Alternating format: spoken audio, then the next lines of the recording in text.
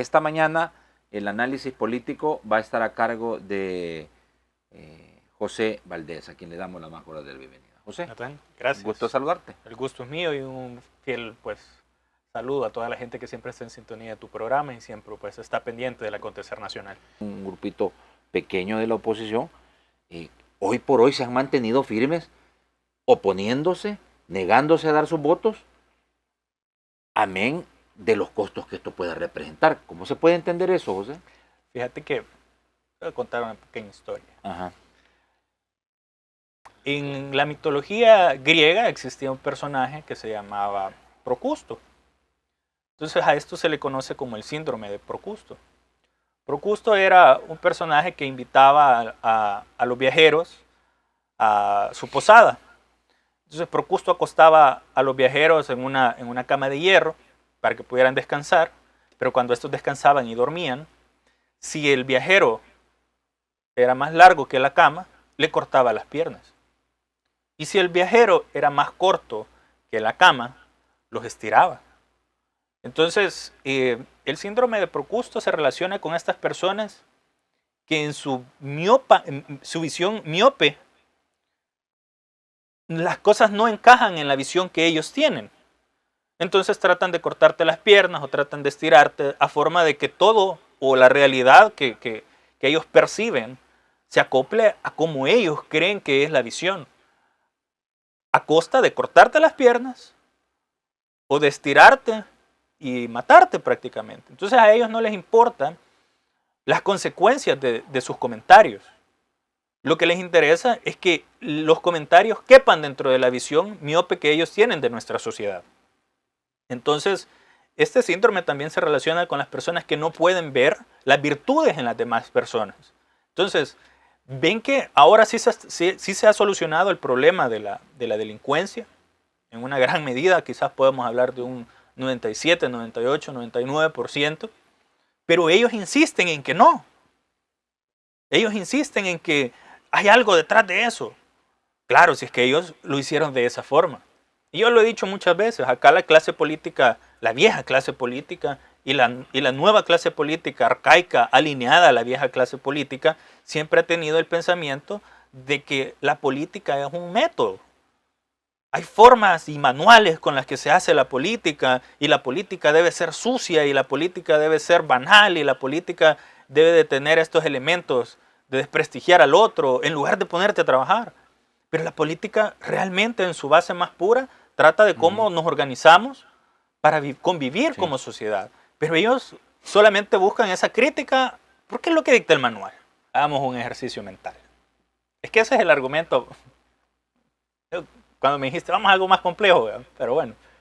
No es tan complejo. Vamos a hacer un cuadro mental.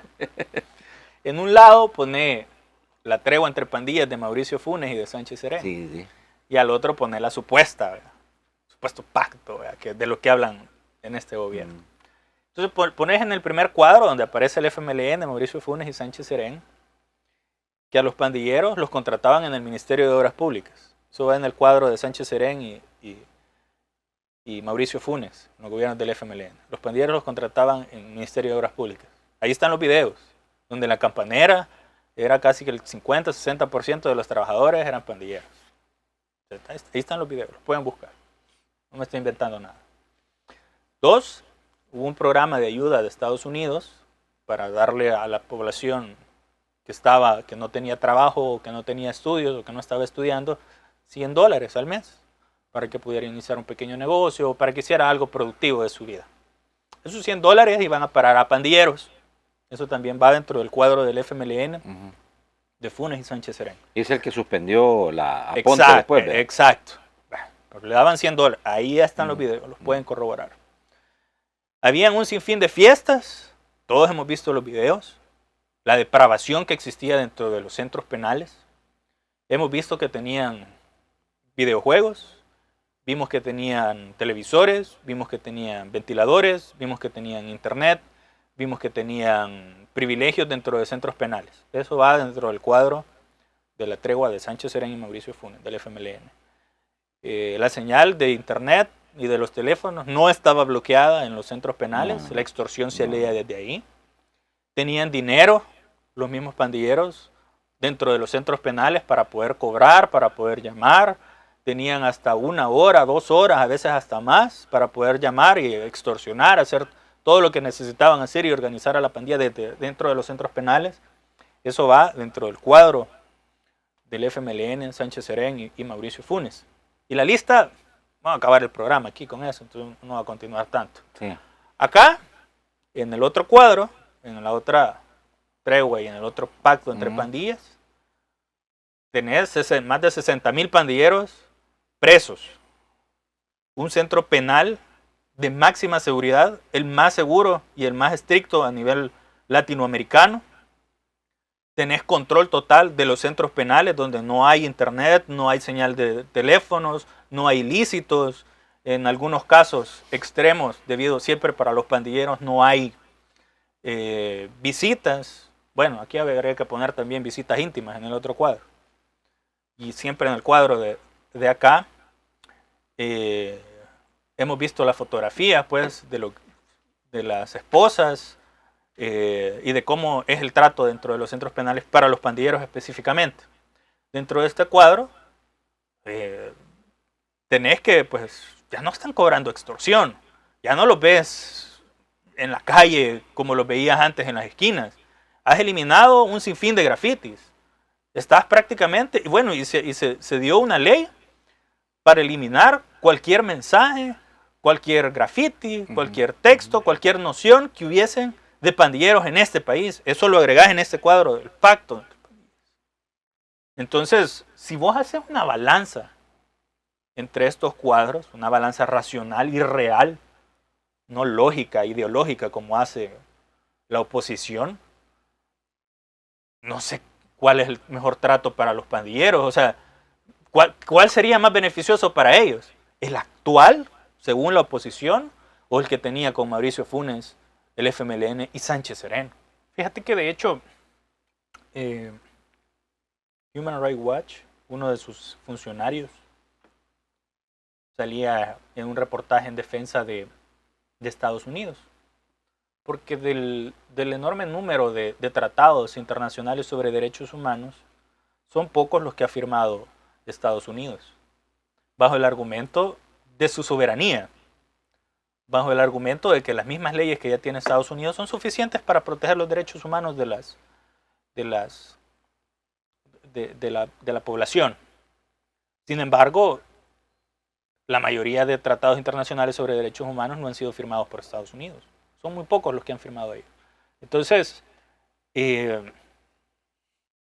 parecería que para ellos son el único país que tienen las leyes suficientes para poder proteger a su misma población. Cuando hemos visto, y salen prácticamente todos los días, tiroteos, la delincuencia, el vandalismo y el abuso de sustancias y un sinfín de cosas que se están dando dentro de la sociedad estadounidense, que yo de verdad que yo espero pues que le vaya bien a Estados Unidos. Yo no espero que le vaya mal, porque es una de las grandes economías del mundo.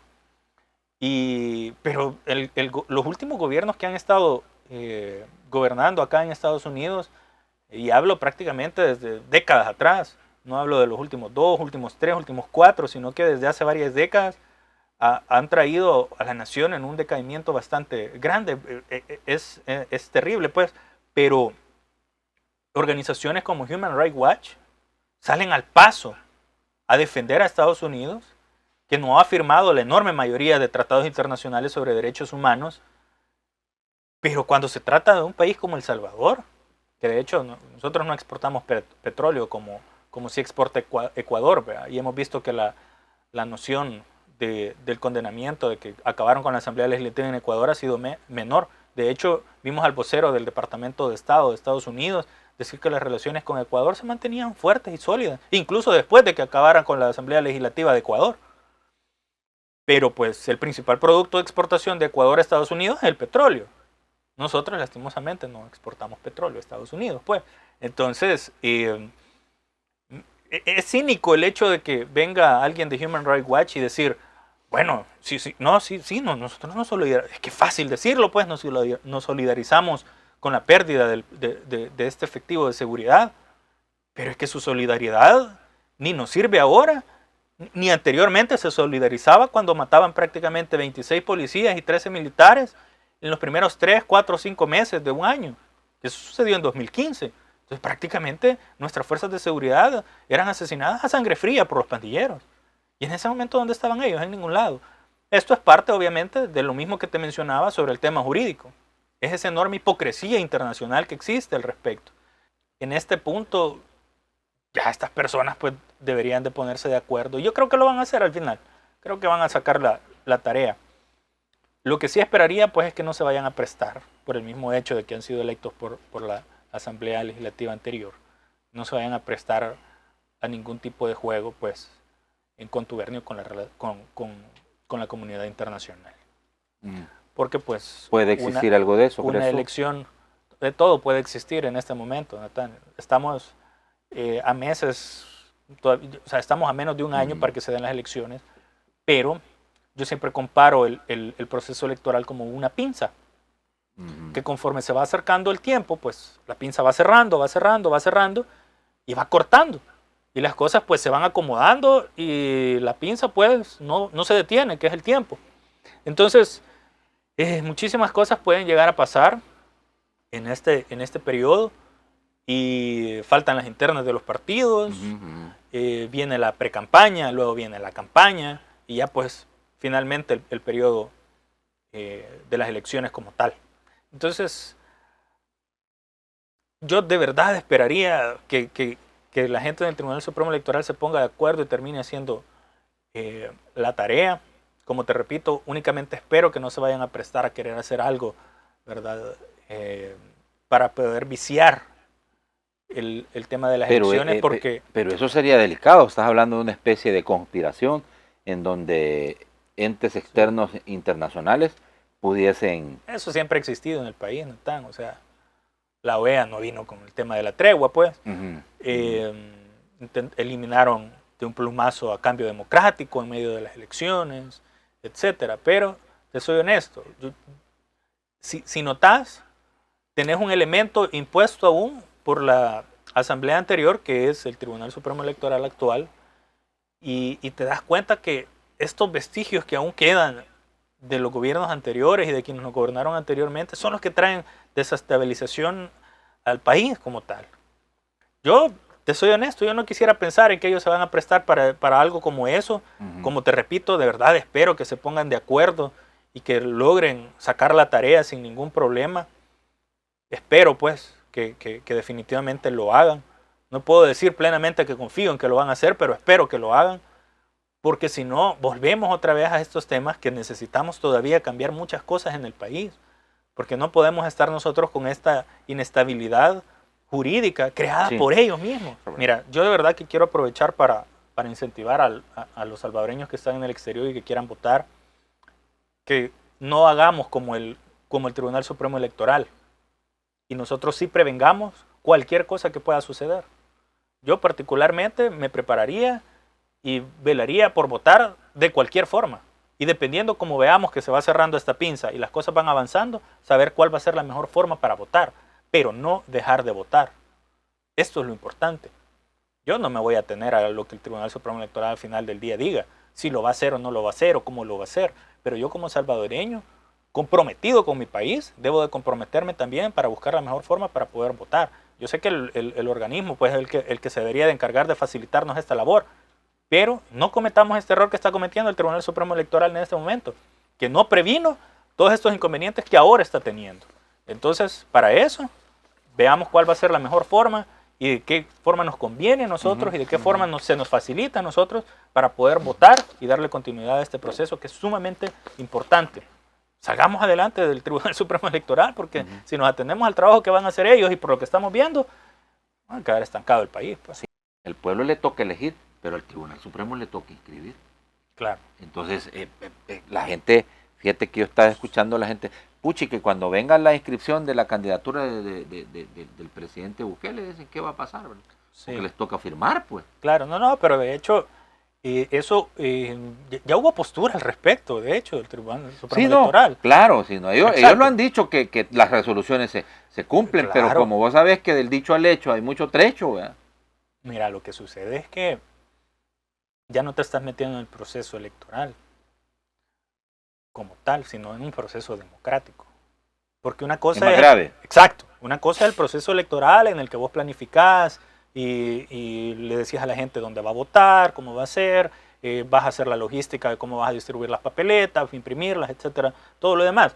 Pero cuando hablas de una inscripción, que fue lo que sucedió, por ejemplo, en el caso del CD o en el caso de Nuevas Ideas, te estabas metiendo prácticamente en el proceso democrático del país, en el que eliminás un partido político porque el candidato que estaba arriba en todas las encuestas en ese momento, como está dándose ahora, se iba a inscribir en ese partido político. Entonces lo eliminan. Y el otro no lo terminan de inscribir. Y se metieron a un problema democrático, de participación democrática en el país, no en el proceso como tal de la elección. Entonces, si como tú dices, ¿verdad?, de lo que ya dijeron y de lo que ya se pronunciaron, que las resoluciones de la sala pues son de estricto cumplimiento y luego no lo van a hacer, se van a meter en un problema no administrativo, sino prácticamente con la población salvadoreña que demanda que el proceso tal como se debe seguir continúe y ellos le den seguimiento pues y le den paso. Pero si no lo hacen, pues como te repito, es un problema realmente con la democracia, no con el proceso electoral como tal. Bueno, listos, preparados. Gracias, José. Gracias, Natán. A ti y a gracias por aceptar venir al análisis político. Gracias a ti por la invitación y un saludo a todas las personas que ahí están en el chat de YouTube comentando al respecto, sí, claro, y a todas las personas que siempre están en sintonía de tu programa, Natán. Claro, así es. Lo agradecemos infinitamente. En Facebook también, por todos, supuesto. Sí, claro, a todos los que siempre están muy pendientes del programa.